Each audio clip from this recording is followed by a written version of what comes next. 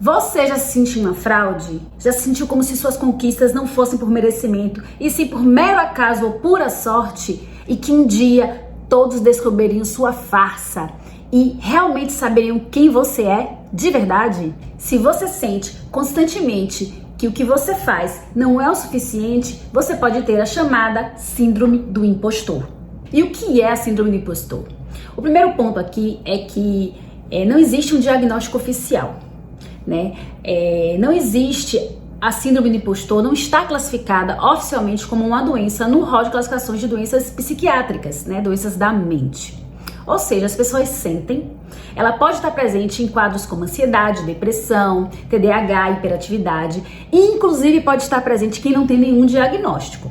O termo síndrome do impostor foi utilizado pela primeira vez em 1978 pelas psicólogas Pauline Clance e Suzanne Imes. Ou Imes, não sei exatamente como pronuncia o nome dela. Mas uma delas, inclusive, chamava a síndrome do impostor de experiência do impostor, justamente por não ser uma doença. Na verdade, a síndrome do impostor pode-se dizer que é uma ilusão de inferioridade. A pessoa que sente isso tem um sentimento de inferioridade aos demais. Ela se sente inferior aos outros. Por mais que ela tenha uma posição de destaque, que ela tenha conquistado coisas, ela atribui tudo à sorte, à mera coincidência, a acaso e não à própria capacidade e competência. Todo mundo é competente, todo mundo tem habilidades, menos ela. Ela se sente também como se a qualquer momento fosse ser desmascarada e que todo mundo descobrisse a farsa que ela é. Por mais que ela tenha estudado, que ela se dedique, ela acha que tudo ocorre apenas por mero acaso e não que ela tenha se empenhado ou que aquilo seja por mérito próprio, que sejam frutos do próprio trabalho e esforço. Outra característica comum de quem tem a síndrome do impostor é justamente não reivindicar os créditos pelos próprios projetos. Por exemplo, uma pessoa que vai receber um prêmio num projeto na empresa simplesmente atribui os créditos à equipe, sem se colocar ali como parte importante e construtora daquilo tudo. Elas também temem demais o julgamento, justamente por ter esse medo todo de ser descoberto, que aquilo tudo é uma farsa, E quem pode apresentar a síndrome do impostor? Gente, todo mundo, qualquer pessoa pode apresentar. Agora, claro que existem fases da vida e alguns outros atenuantes que facilitam, que favorecem com que a pessoa possa vir a se sentir como impostor, sentir essa síndrome, viver essa experiência de impostor. A síndrome do impostor foi identificada pela primeira vez num grupo de mulheres que tinham alto desempenho, mas que se sentiam uma fraude. E desde então, os pesquisadores vêm estudando e identificaram que diversos outros grupos também sofrem com a síndrome do impostor. Por isso, ninguém está livre de sofrer com essa síndrome.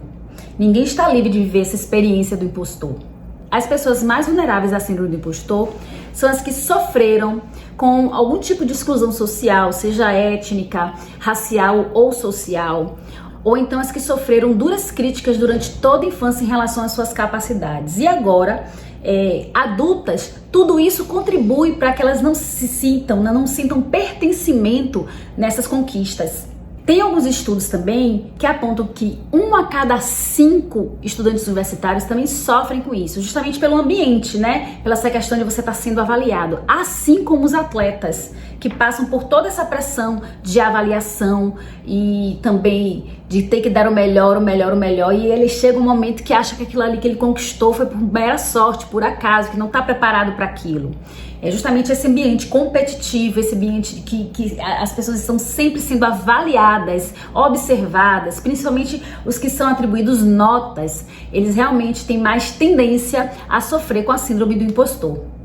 A síndrome do impostor pode ser um sintoma de alguns quadros, de diagnósticos psiquiátricos, como depressão e ansiedade, que acaba por fazer com que as pessoas se sintam dessa forma, porque uma pessoa que está passando por uma crise de depressão, por exemplo, ela se sente incapaz.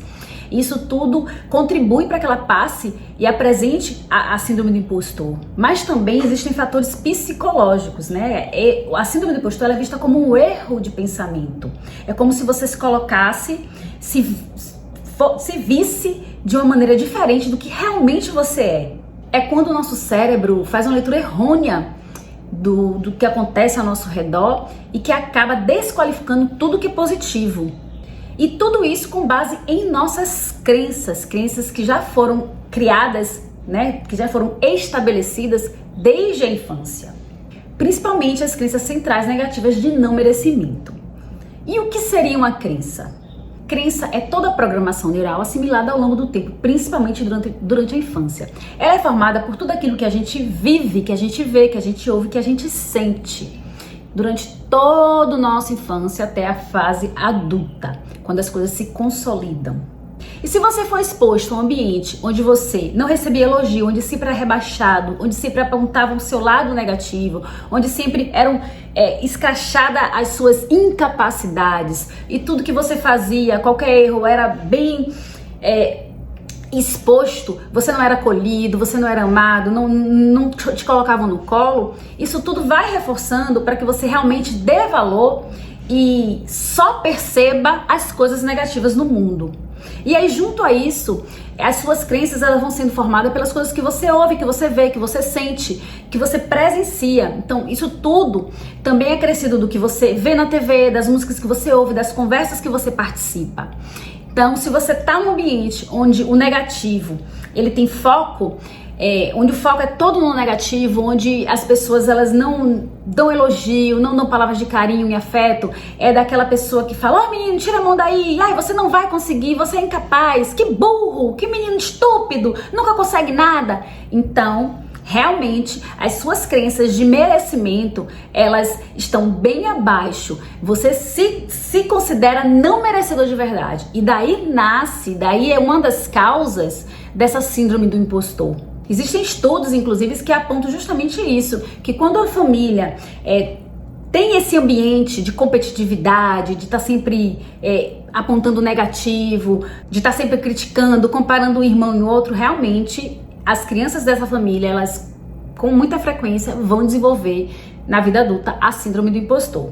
E apesar de ser também uma causa, a depressão e a ansiedade também é uma consequência da síndrome do impostor, porque quem sofre rotineiramente com a experiência do impostor pode desenvolver quadros de ansiedade e depressão. No geral, as pessoas que sofrem com isso, elas se esforçam mais. Mas isso até não é ruim, porque quem dá o melhor de si, consequentemente, consegue conquistar suas metas. Só que aqui a gente precisa de um ponto de equilíbrio. A pessoa precisa ter um momento de relaxamento, de descanso, de conexões sociais, para que ela não chegue em esgotamento, a uma exaustão, né? Chegando até desenvolver a síndrome de Burnout.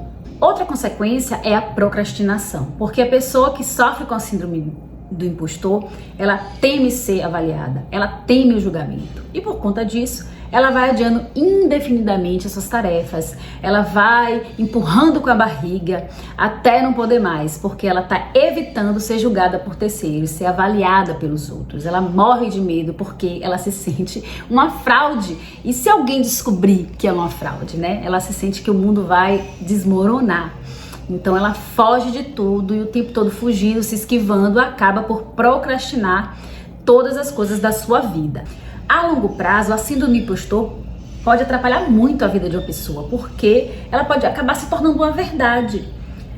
Essa onda de estar sempre perdendo os prazos, empurrando com a barriga, deixando de enfrentar desafios profissionais, deixando de entregar resultados, tudo isso por medo da avaliação do outro, que na cabeça dela ela vai ser descoberta, faz com que ela fuja do fracasso, mas que na verdade ela vai direto de encontro a ele, já que ela se deixa paralisar, né? Procrastina, até paralisar e não fazer nada na vida com medo de ser descoberta.